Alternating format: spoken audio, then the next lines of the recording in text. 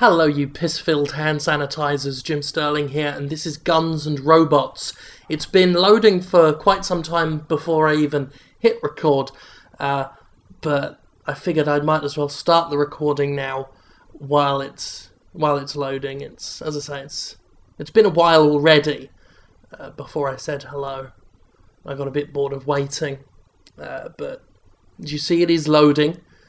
It is loading. Every now and then you get this occasional flicker that something's coming. This is, as it says here, Guns and Robots. Robots. There's a nice logo there with a robot, presumably that's his lower jaw there. Eyes, obviously, a hat. This is Masthead Studios.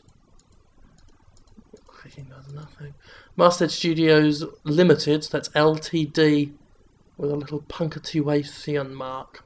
Copyright C 2014. It's another little robot there with 3 eyes.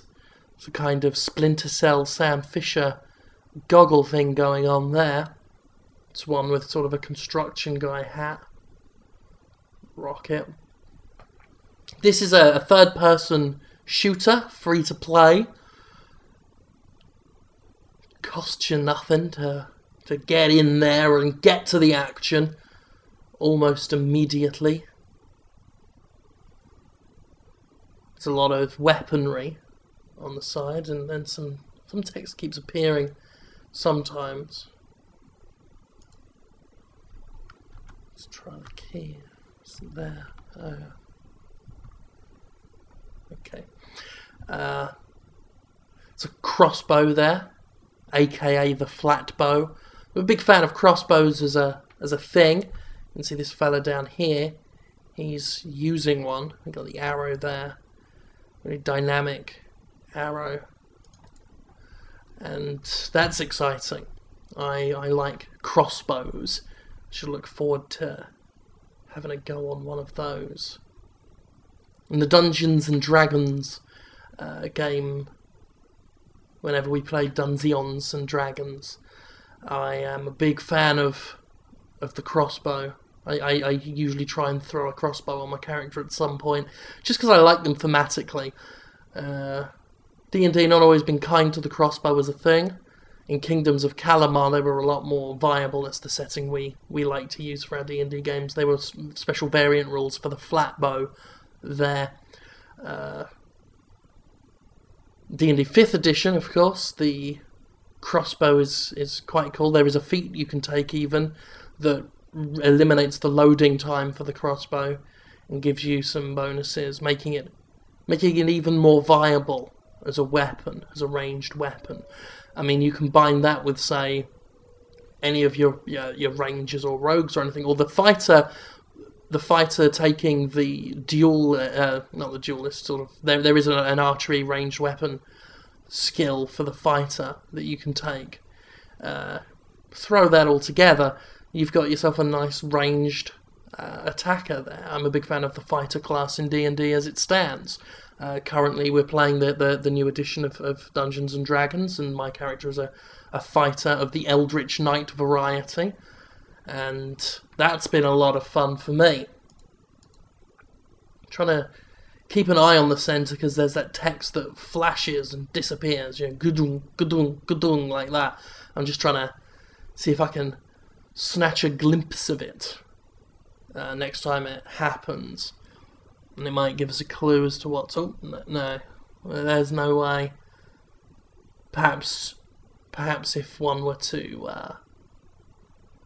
watch the video after I'm done recording and pause it at the exact right moment, we could have a read of it. But I'm not going to do that. Ever, really. If you want to do that on your own time, go ahead, feel free. You have the power to do that, as is your inalienable right. I respect that. I cherish that. I cherish our friendship. You and me together. We are in this together. This little thing we call video production or content creation, or indeed this little thing that we call many different things, because It really is a new and nebulous industry that really is inscrutable and hard to nail down as any one thing. Which, of course, is very exciting for all of us. Guns and Robots, developed in 2014.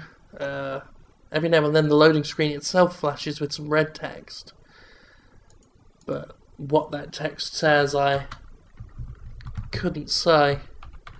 As I talk at the moment, I'm just hitting basically every key on the keyboard in sequence, just to see if anything changes.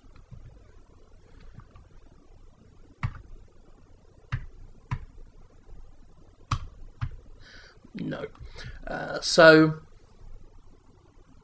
we will continue to stick this out for a short while, just to see what's going on here, because the game does look very interesting. If you look at the screenshots on the Steam front page, it looks like it has some promise, does Guns and Robots.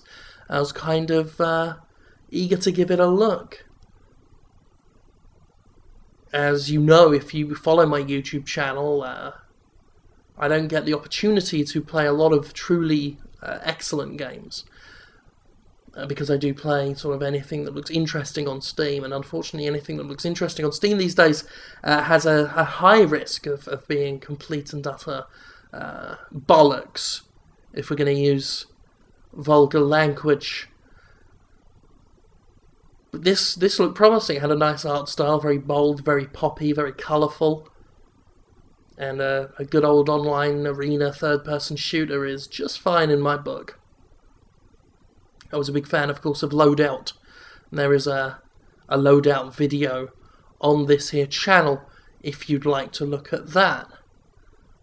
There is also a Nosgoth video in the Early Access Squirt playlist, if that interests you also. Both of them free-to-play, both of them third-person arena shooters, both of them kind of enjoyable. Loadout especially enjoyable. Nosgoth, not as bad as I would one would assume, or indeed some fans may hope. You know, some may have wanted some Schadenfreude in seeing a game that perversely mutated the Legacy of Kain series into that type of game. Some may have enjoyed seeing that fail. But I did, what little I played of it, I did enjoy. I really did mean to go back and play a lot more of it, but I never did. Perhaps when it leaves early access, we'll go back. The yawning has taken over. That's fine.